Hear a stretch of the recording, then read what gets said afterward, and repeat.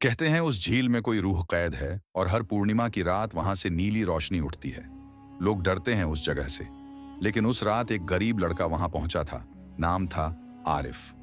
उसके पास ना दौलत थी ना घर, बस एक सच्चा दिल था जो खुदा पर यकीन करता था। जब उसने उस झील को देखा तो लगा जैसे पानी नहीं रोशनी बह रही हो।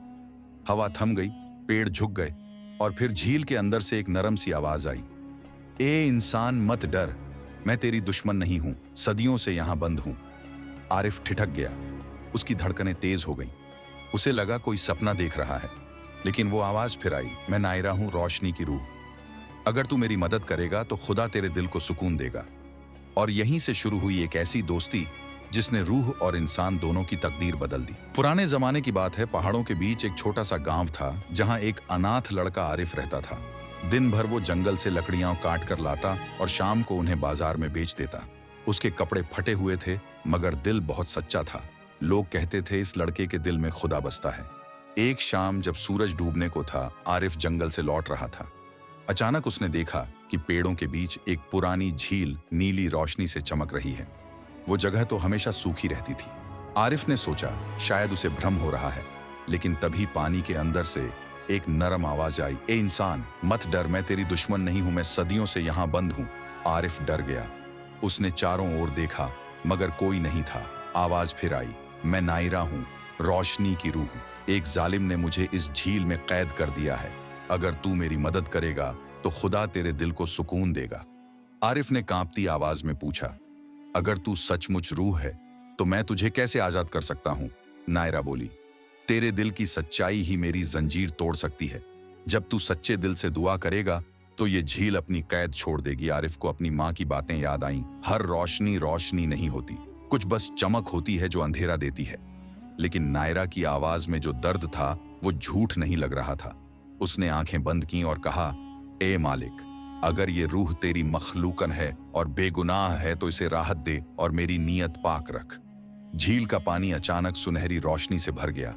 नायरा की आवाज आई, तेरी दुआ ने मेरी जंजीर हिला दी है, तेरी सच्चाई ने मेरे अंधेरे में दरार डाल दी है।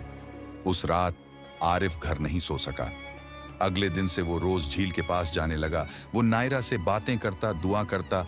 धीरे धीरे दोनों के बीच दोस्ती हो गई। आरिफ गांव की बातें सुनाता, बारिश, बकरियां, मिट्टी की खुशबू। नायरा अपने नूर के जहां की बातें करती जहां फूलों में रोशनी बसती है। एक दिन नायरा ने कहा, आरिफ अब सिर्फ आखिरी दरवाजा बाकी है। पहाड़ों के बीच एक जगह है, रूहानी झील का दिल। जब पूरा चांद निकले वहां बैठकर जो दूसरों के लिए दुआ करता है उसके अपने गम मिट जाते हैं। अगर तू वहां मेरे लिए दुआ करेगा तो मैं आजाद हो जाऊंगी। आरिफ ने वादा किया, मैं जरूर जाऊंगा तेरे लिए। पूरा चांद निकला, आसमान नीली रोशनी से नहा गया था। आरिफ पहाड़ों को पार करता हुआ उस जगह पहुंचा जहां झील की नीली रेत चमक रही थी। वो घुटनों के बल बैठा, आंखें बंद की और बोला, ए मालिक, अगर मेरी दोस्त बेगुनाह है तो उसे रिहाई दे और मेरे दिल को सुकून दे। अचानक हवा में नूर फैल गया। झील से हजारों उजाले उठे जैसे जुगनू आसमान को छू रहे हों। नायरा की आवाज आई, आरिफ, मैं आजाद हूं, तेरी सच्चाई ने सदियों की कैद तोड़ दी। आरिफ की आंखों में आंसू आ गए। वो बोला, मैं तो बस दुआ करता रहा, असली काम तेरे खुदा ने किया। सुबह जब आरिफ गांव लौटा, उसकी आंखों में एक रोशनी थी, जैसे किसी ने उसके अंदर का अंधेरा मिटा दिया हो। अब वो हर जरूरतमंद की मदद करता, हर दिल के लिए दुआ करता। कहते हैं जब पूरा चांद निकलता है और हवा में नीली चमक तैरती है तो झील के किनारे एक आवाज गूंजती है, आरिफ दोस्ती। वो नेमत है जो मौत से भी आगे चलती है।